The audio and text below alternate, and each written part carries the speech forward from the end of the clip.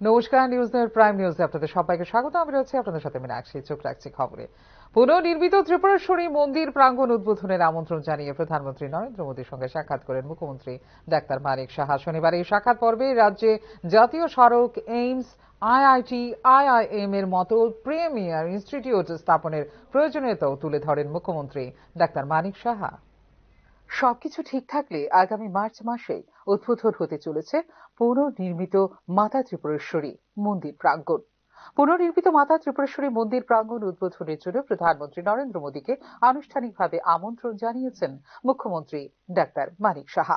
শনিবার প্রধানমন্ত্রীর লোক কল্যাণ মার্গ নয়াদিল্লির বাসভবনে তাঁর সাথে সাক্ষাৎ করেন মুখ্যমন্ত্রী ডাক্তার মানিক সাহা। এই সাক্ষাৎ পর্বেই প্রধানমন্ত্রী নরেন্দ্র মোদীকে পুনর্নির্মিত মাতা ত্রিপুরেশ্বরী মন্দির প্রাঙ্গণ উদ্বোধনের জন্য তাঁকে আনুষ্ঠানিকভাবে আমন্ত্রণ জানিয়েছেন। এছাড়াও ফ্রান্স এবং মার্কিন যুক্তরাষ্ট্রে সফরের জন্য তাকে উষ্ণ ও শুভেচ্ছা জ্ঞাপন করেছেন মুখ্যমন্ত্রী ডাক্তার মানিক সাহা। সাক্ষাৎ পর্বে সাম্প্রতিক দিল্লি বিধানসভা নির্বাচনে বিপুল জয়ের জন্য প্রধানমন্ত্রীকে অভিনন্দনও জানিয়েছেন তিনি। এদিকে এদিনের সাক্ষাৎ পর্বে রাজ্যের স্বার্থ সংশ্লিষ্ট বেশ কিছু বিষয়ও প্রধানমন্ত্রীর সামনে উপস্থাপন করেন মুখ্যমন্ত্রী। এগুলির মধ্যে রয়েছে কমলপুর থেকে আমবাসা, গন্ডাতুইসা, অমরপুর হয়ে শান্তির বাজার পর্যন্ত জাতীয় সড়ক নির্মাণের বিষয়টি, রাজ্যে এইমস, আইআইটি এবং আইআইএম এর মতো প্রিমিয়ার ইনস্টিটিউট স্থাপনের প্রয়োজনীয়তা সম্পর্কেও প্রধানমন্ত্রী নরেন্দ্র মোদীকে অবহিত করেছেন মুখ্যমন্ত্রী ডাক্তার মানিক সাহা। উল্লেখ করা যেতে পারে, ত্রিপুরা সুন্দরী মন্দিরকে একটি প্রধান আধ্যাত্মিক পর্যটন কেন্দ্রে রূপান্তরিত করার লক্ষ্যে পর্যটন মন্ত্রণালয়ের প্রসাদ প্রকল্পের অর্থায়নে পুনর্নির্মিত করা হয়েছে মন্দির প্রাঙ্গণ। ব্যুরো রিপোর্ট, নিউজ নাও। প্রধানমন্ত্রী নরেন্দ্র মোদীর পর কেন্দ্রীয় স্বরাষ্ট্রমন্ত্রী অমিত শাহর সঙ্গে সাক্ষাৎ করলেন মুখ্যমন্ত্রী ডাক্তার মানিক সাহা। শনিবার স্বরাষ্ট্রমন্ত্রী অমিত শাহর সঙ্গে দিল্লিতে সাক্ষাৎ করলেন মুখ্যমন্ত্রী। এদিন কেন্দ্রীয় স্বরাষ্ট্রমন্ত্রী অমিত শাহর সঙ্গে রাজ্যের উন্নয়নের রোড ম্যাপ নিয়ে আলোচনা হয়েছে বলে জানিয়েছেন মুখ্যমন্ত্রী ডাক্তার মানিক সাহা। ভারত ও বাংলাদেশের মধ্যে সীমান্তরক্ষী বাহিনীর মহানির্দেশক পর্যায়ের বৈঠক শুরু হবে সোমবার থেকে। শেখ হাসিনা সরকারের পতনের পর প্রথমবারের মতো অনুষ্ঠিত হতে চলেছে এই বৈঠক। আগামী 17 থেকে 20 ফেব্রুয়ারির মধ্যে অনুষ্ঠিত হবে ভারত ও বাংলাদেশের মধ্যে সীমান্তরক্ষী বাহিনীর মহানির্দেশক পর্যায়ের বৈঠক। গৃহ মন্ত্রকের জারি করা এক বিবৃতি অনুসারে ভারতীয় সীমান্তরক্ষী বাহিনী এবং বর্ডার গার্ড বাংলাদেশের মধ্যে এই বৈঠকটি অনুষ্ঠিত হবে বিএসএফ সদর দপ্তরে। সীমান্ত বেড়া নির্মাণ, বিএসএফ জওয়ানদের উপর আক্রমণ এবং বাংলাদেশে অনুপ্রবেশের মতো বিষয় নিয়ে আলোচনা হবে এই বৈঠকে। গত বছর শেখ হাসিনা সরকারের পদত্যাগের পর এটি হবে বাংলাদেশের সঙ্গে সীমান্ত পর্যায়ের প্রথম শীর্ষ পর্যায়ের বৈঠক। দুদেশের মধ্যে এই 55তম ডিজি পর্যায়ের বৈঠকে বিএসএফ এর পক্ষ থেকে প্রতিনিধিত্ব করবেন মহানির্দেশক দলজিৎ সিং চৌধুরী এবং বিজিবি প্রতিনিধি দলের নেতৃত্ব দেবেন মেজর জেনারেল মোহাম্মদ আশরাফ জামান সিদ্দিকী। গত অক্টোবর মাসে অনুষ্ঠিত হওয়ার কথা ছিল এই বৈঠকটি, কিন্তু শেষ পর্যন্ত তা বাতিল করা হয় বিশেষ কারণে।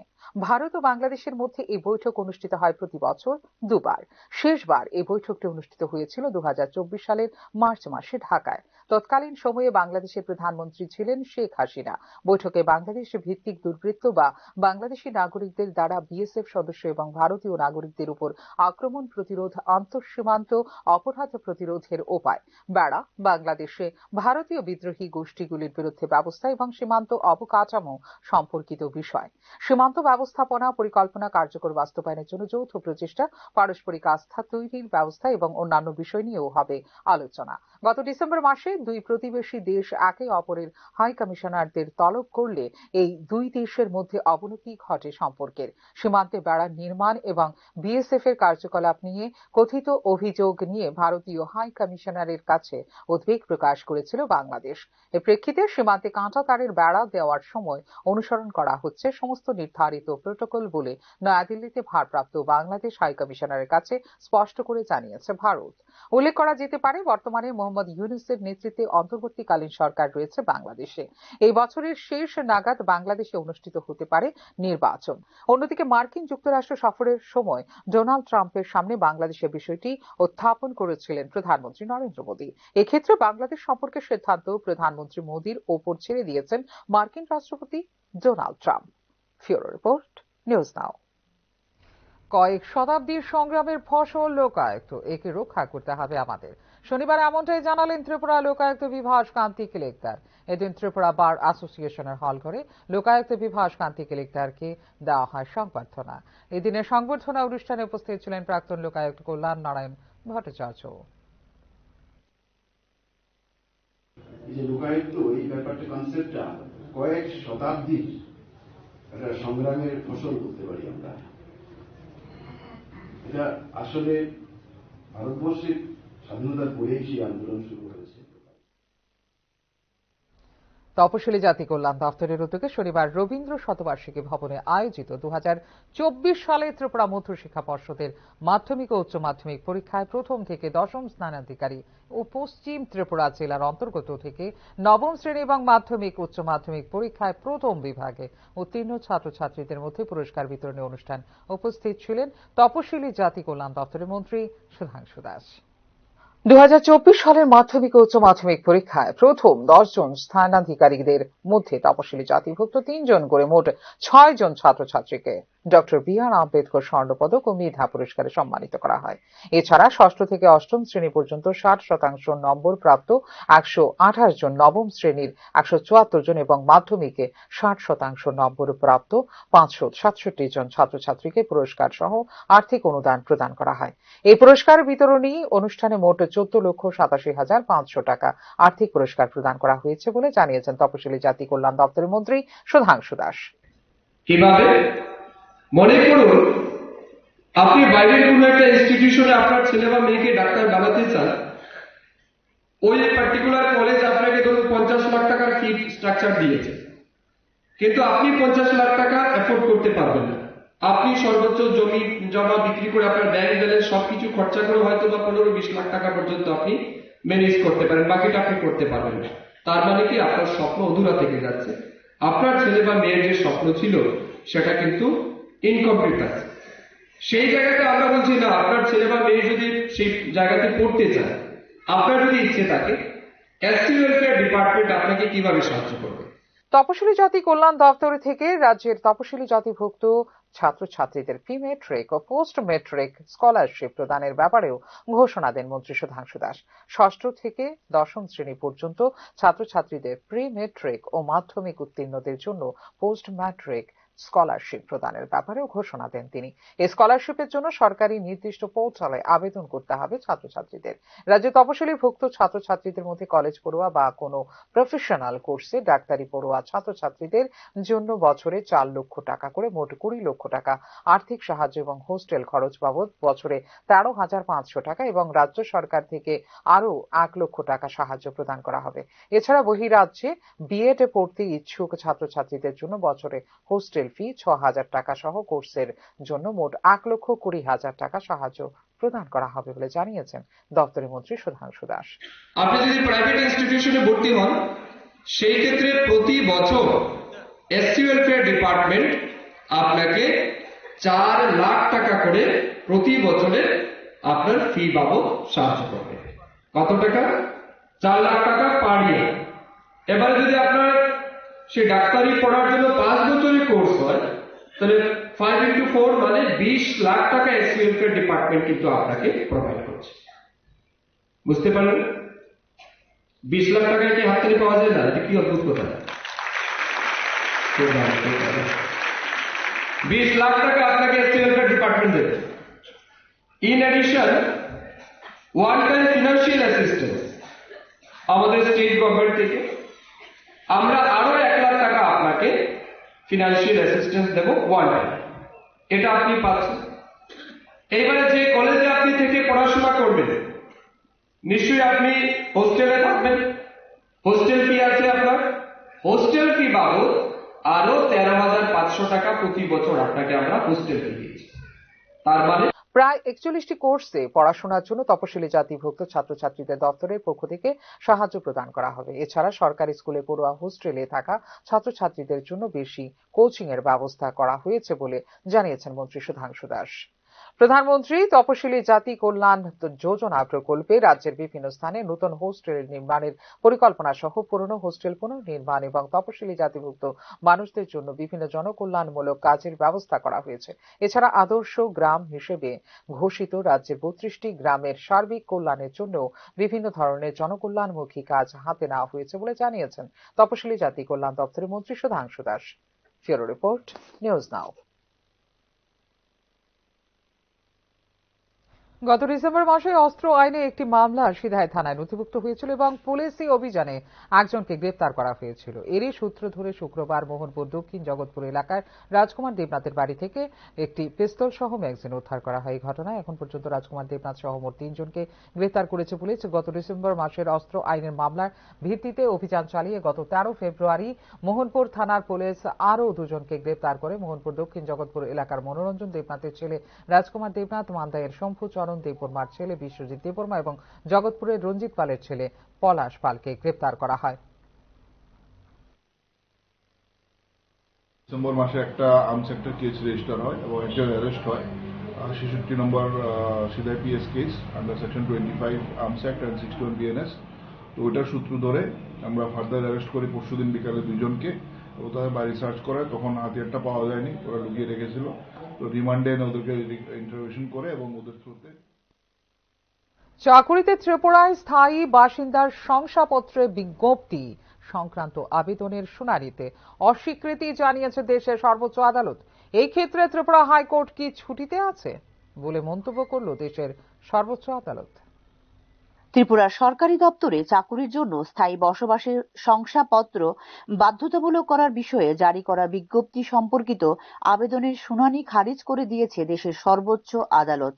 এক্ষেত্রে মামলার শুনানিতে অস্বীকৃতি জানিয়েছেন বিচারপতি বি.আর. গাভাই এবং অগাস্টিন জর্জ। উপরন্তু এই মামলার শুনানির জন্য আবেদনকারীকে ত্রিপুরা উচ্চ আদালতের দ্বারস্থ হতে নির্দেশ দিয়েছে দেশের সর্বোচ্চ আদালত। এরপর আবেদনটি প্রত্যাহার করে নেন আইনজীবী। মামলাটি সুপ্রিম কোর্টে উঠলে ত্রিপুরা হাইকোর্ট কি ছুটিতে আছে আবেদনকারীর আইনজীবীকে জিজ্ঞাসা করে সুপ্রিম কোর্টের ডিভিশন বেঞ্চ। রাজ্য সরকারি বিভাগ এবং আধা সরকারি সংস্থায় চাকরির জন্য আবেদন করার জন্য ত্রিপুরায় স্থায়ী বাসিন্দার শংসাপত্র প্রয়োজন। যদিও সুপ্রিম কোর্ট একটি রায়ে বলেছে যে কোনো রাজ্য কর্তৃক স্নাতকোত্তর চিকিৎসা কোর্সে আবাসিক সংরক্ষণ অসাংবিধানিক বলে সুপ্রিম কোর্টকে জানিয়েছে আবেদনকারীর আইনজীবী। কেন আপনি হাইকোর্টে এই বিষয়টি উত্থাপন করতে পারবেন না, কেন আপনি হাইকোর্টে যেতে পারবেন না বলে আইনজীবীকে জিজ্ঞাসা করে সুপ্রিম কোর্টের ডিভিশন বেঞ্চ। বিষয়টি আইনের একটি গুরুত্বপূর্ণ প্রশ্নের সাথে সম্পর্কিত বলে স্পষ্টীকরণ দেন আবেদনকারীর আইনজীবী। প্রেক্ষিতে হাইকোর্টের কি এসব বিষয়ে সিদ্ধান্ত নেওয়ার অধিকার নেই বলে প্রশ্ন করেন সর্বোচ্চ আদালতের বিচারপতিরা। এরপরই আবেদনটি প্রত্যাহার করে নেন আইনজীবী। ব্যুরো রিপোর্ট, নিউজ নাও। ত্রিপুরার জন্য দলের নতুন ইনচার্জ বা প্রভারী নিযুক্ত করল সর্বভারতীয় কংগ্রেস কমিটি। এই ক্ষেত্রে ইনচার্জ নিযুক্ত করা হলো সপ্তগিরি শঙ্কর ওলাকাকে। ত্রিপুরায় সংগঠনকে উজ্জীবিত করার জন্য নতুন প্রভারী নিযুক্ত করল সর্বভারতীয় কংগ্রেস কমিটি। এক্ষেত্রে দলের রাজ্য ইনচার্জ হিসেবে নিযুক্ত করা হল সপ্তগিরি শঙ্কর উলাকাকে।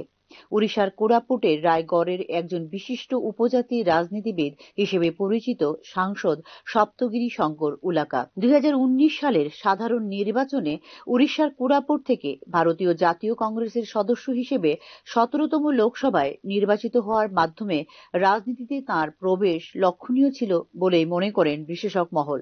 বর্তমানে লোকসভায় উড়িষ্যা কংগ্রেসের একমাত্র সদস্য হলেন সপ্তগিরি শঙ্কর উলাকা। ইন্ডিয়া জোটের অন্তর্ভুক্ত হবার পরেও রাজ্য স্তরে বিশেষ করে ত্রিপুরায় বামপন্থীদের সাথে কংগ্রেসের নির্বাচনী সমঝোতা করার বিষয়টিতে সময়ে সময়ে উঠে আসছে বিভিন্ন প্রশ্ন। সামনেই অনুষ্ঠিত হতে চলেছে ভিলেজ কমিটি নির্বাচন।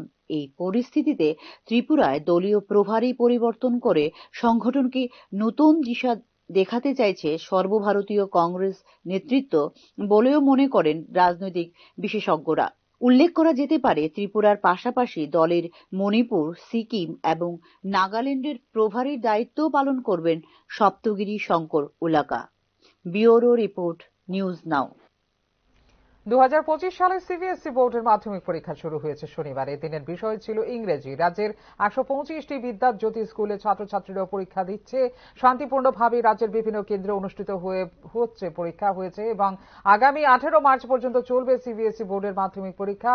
শনিবার সকাল থেকে রাজ্যের বিভিন্ন বিদ্যালয়গুলিতে উৎসাহী ছাত্রছাত্রী সহ অভিভাবকদের ভিড় লক্ষ্য করা গেছে। পরীক্ষা প্রশ্নপত্র সহজ হবে এবং ছাত্রছাত্রীরাও আশানুর উপর ভালো পরীক্ষা দেবে বলে আশাবাদী অভিভাবকরা। আমার মেয়ে মাধ্যমিক পরীক্ষা দিচ্ছে, আজকে ইংলিশ পরীক্ষা, তো এখানে ঠিক করেছে সিবিএসসি পড়ছে।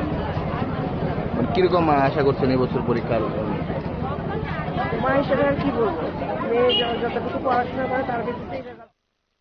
নিয়ে নিচ্ছে ছোট্ট বিজ্ঞাপন বিরতি। বিরতির পর ফিরে আসবো অন্যান্য খবরের সঙ্গে থাকবেন। আপনি দেখছেন নিউজ নাও, আমরা জানি কোনটা খবর। একটু চেষ্টাতেই দুল লেগে যায় নববধূর কানে, একটু চেষ্টাতেই মানিয়ে নেওয়া যায় বিবাহিত জীবনে। নানা অনুভূতি জড়ানো বিয়ের গয়না, শ্যাম সুন্দর কোম্পানি জুয়েলার্স। আপনি দেখছেন নিউজ নাও, আমরা জানি কোনটা খবর। বিরতির পর স্বাগত। চোখ রাখছি অন্যান্য খবরে। মুখ্য নির্বাচন কমিশনার পদে রাজীব কুমারের কর্মকালের মেয়াদ শেষ হচ্ছে শীঘ্রই। পরবর্তী মুখ্য নির্বাচন কমিশনারের নাম চূড়ান্ত করতে আগামী 17 ফেব্রুয়ারি অর্থাৎ সোমবার বৈঠকে বসছেন প্রধানমন্ত্রী নরেন্দ্র মোদী, লোকসভার বিরোধী দলনেতা রাহুল গান্ধী। পরবর্তী প্রধান নির্বাচন কমিশনার কে হবেন চূড়ান্ত করতে সোমবারই নয়াদিল্লিতে বৈঠকে বসতে চলেছে প্রধানমন্ত্রী নরেন্দ্র মোদীর নেতৃত্বাধীন নির্বাচন কমিটি। কমিটিতে প্রধানমন্ত্রী নরেন্দ্র মোদী ছাড়াও থাকবেন লোকসভার বিরোধী দলনেতা রাহুল গান্ধী। এছাড়া কমিটির বাকি দুই সদস্য হলেন কেন্দ্রীয় স্বরাষ্ট্রমন্ত্রী অমিত শাহ এবং কেন্দ্রীয় আইনমন্ত্রী অর্জুন রাম মেঘওয়াল। চলতি বছরের শেষ ভাগে অনুষ্ঠিত হবে বিহার বিধানসভা নির্বাচন।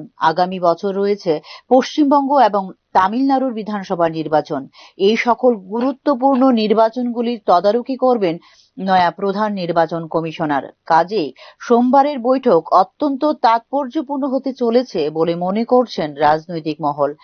বর্তমান প্রধান নির্বাচন কমিশনার রাজীব কুমার অবসর গ্রহণ করবেন 18 ফেব্রুয়ারি। ঠিক তার আগের দিনই চূড়ান্ত হতে চলেছে পরবর্তী নির্বাচন কমিশনারের নাম। পরবর্তী নির্বাচন কমিশনার হওয়ার উপযুক্ত প্রার্থীদের একটি সংক্ষিপ্ত তালিকা প্রস্তুত করে দেবে এই অনুসন্ধান কমিটি। সার্বিক দিক বিবেচনা করে একটি নাম বাছাই করে রাষ্ট্রপতিকে সুপারিশ করবে নরেন্দ্র মোদী রাহুল গান্ধীদের কমিটি। সেই সুপারিশের ভিত্তিতে পরবর্তী নির্বাচন কমিশনারকে নিয়োগ করবেন রাষ্ট্রপতি। নির্বাচন কমিশনার অবসর গ্রহণ করলে তারপরে সব থেকে সিনিয়র নির্বাচন কমিশনারকে প্রধান নির্বাচন কমিশনারের পদে উন্নীত করার রীতি ছিল এতদিন। বর্তমানে রাজীব কুমারের পর জ্ঞানেশ কুমার হলেন সব থেকে সিনিয়র নির্বাচন কমিশনার। তার কাজের মেয়াদ রয়েছে 2029 সালের 26 জানুয়ারি পর্যন্ত। তিনি ছাড়া তৃতীয় নির্বাচন কমিশনার হিসেবে রয়েছেন সুখবীর সিং সান্ধু। তবে মুখ্য নির্বাচন কমিশনার এবং অন্য দুই নির্বাচন কমিশনারদের নিয়োগ সংক্রান্ত একটি নতুন আইন কার্যকর হয়েছে 2024 সালে। সেই আইন অনুযায়ী তার মধ্য থেকে উপযুক্ত ব্যক্তিকে প্রধান নির্বাচন কমিশনার হিসেবে বেছে নেবে কমিটি। যদি বর্তমান নির্বাচন কমিশনারদের মধ্য থেকে কাউকে মুখ্য নির্বাচন কমিশনার হিসেবে নিয়োগ করা হয়, সেই ক্ষেত্রে আরও একজন নতুন নির্বাচন কমিশনারও নিয়োগ করতে পারে কমিটি। ব্যুরো রিপোর্ট, নিউজ নাও। আগামী 13-15 মার্চ পর্যন্ত কালিম্পংয়ে অনুষ্ঠিত হবে অনূর্ধ্ব-14 ছেলেদের এবং অনূর্ধ্ব-17 মেয়েদের 6-a-side হকি প্রতিযোগিতা। এই উপলক্ষে শনিবার অরুন্ধতী নগর পুলিশ হকি মাঠে অনুষ্ঠিত হল রাজ্য দল গঠনের নির্বাচনী শিবির। ভারতীয় হকি ফেডারেশনের ত্রিপুরা শাখার উদ্যোগে আয়োজিত শিবিরে রাজ্যের বিভিন্ন জেলা ও মহকুমা থেকে অংশ নিয়েছে 30 জন খেলোয়াড়। এই নির্বাচনী শিবির থেকে উভয় বিভাগের মোট 16 জন খেলোয়াড়কে চূড়ান্ত পর্বের জন্য বাছাই করা হবে। এই বিষয়ে বিস্তারিত জানিয়েছেন ত্রিপুরা হকি ফেডারেশন সহ-সভাপতি সুজিত বণিক। আমাদের হকি ইন্ডিয়ার গ্রাসরুট একটা ইউনিট আছে, সেই গ্রাসরুট থেকে আমাদের এই হকিকে ডেভেলপ করার জন্য বিশেষ করে বাচ্চাদের আন্ডার 14 এবং আন্ডার 15 এবং 17 মেয়েদের এই হকিটাকে ডেভেলপ করার জন্য আমরা আজকের এই সিলেকশন মিট। চলতি বছরের 4 থেকে 9 মার্চ পর্যন্ত ব্যাঙ্গালোরে অনুষ্ঠিত হতে যাচ্ছে 45তম জাতীয় মাস্টার্স অ্যাথলেটিক্স প্রতিযোগিতা।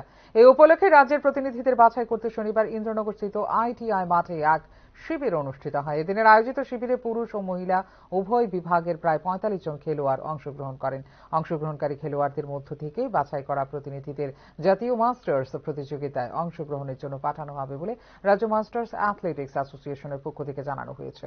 রাজ্য অ্যাথলেটিক্স অ্যাসোসিয়েশনের সভাপতি ও অন্যান্য বরিষ্ঠ খেলোয়াড়রা বাছাই করা প্রতিনিধিদের নিয়ে আগামীকাল এনএসআরসিসিতে আলোচনায় বসবেন বলে জানিয়েছেন অ্যাসোসিয়েশনের সাধারণ সম্পাদক আশিস পাল। ইন্দ্রনগর মাঠে আজকে মাস্টার 31 একটা ট্রায়াল ক্যাম্প ডেকেছি সারা ত্রিপুরার সবাই যাতে আসে, এবং আশা করি এখানে সব জায়গা থেকে এসেছে প্রায় 45 জনের মতন, এবং বেঙ্গালুরুতে অনুষ্ঠিত হবে ন্যাশনাল মিট। এটা 4 থেকে 9 অবধি খেলবে। এবং এখনকার মতো এই মুহূর্তে সংবাদ এই পর্যন্ত। অন্যান্য আপডেটস দেখার জন্য অবশ্যই নজর রাখতে হবে নিউজ নাও পর্দায়। নমস্কার, শুভরাত্রি।